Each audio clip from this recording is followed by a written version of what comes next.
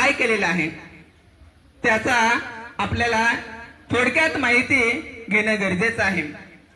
म्हणून आदिवासी क्रांतीवीर जननायक भगवान बिरसा मुंडा, क्रांतीवीर खाजा नाईक, तंट्या मामा, सिद्धू संताल, नाग्या माधू कातकरी, राणी दुर्गावती, जयपाल सिंग मुंडा, वीर एकलव्य, महान लेखक डॉक्टर गोविंद मोगाजी गाय।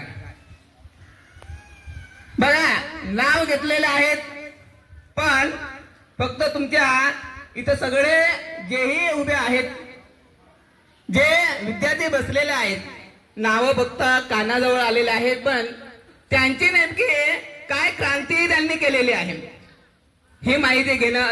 संयुक्त राष्ट्रसंघाचे संघ अस्तित्वात आले, त्याच्यामध्ये 192 देश समावेश होते, त्याच्यामध्ये आपला भारत देश सुद्धा समावेश होता। या जंगलामध्ये वास्तव्य करणाऱ्या मूळ निवासींना मुख्य प्रवाहात आणण्यासाठी 9 ऑगस्ट 1994 ह्या दिवशी विश्व आदिवासी दिवस म्हणून घोषित करण्यात आला, कारण आदिवासी समाज हा प्रवाहात आणण्यासाठी त्यांनी ठरवण्यात आला। आपण फक्त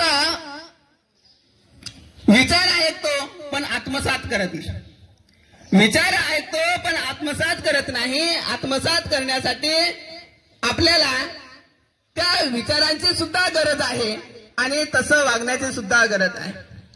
बघा क्रांतीवीर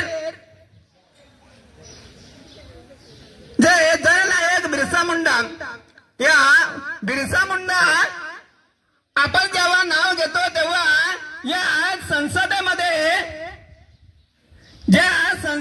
आज फोटो लावलेला आहे, ज्याचा तस्वीर लावलेला आहे तो बिरसा मुंडा, जो 25 वर्ष अवघ्या 25 वर्ष त्यांचं जीवन जगलेले आहेत तो बिरसा मुंडा। या 25 वर्षामध्ये ज्याने आपल्या आदिवासींची क्रांती केलेली आहे तो बिरसा मुंडा। यांचा जन्म 15 नोव्हेंबर 1875 झारखंड या राज्यामध्ये झाला।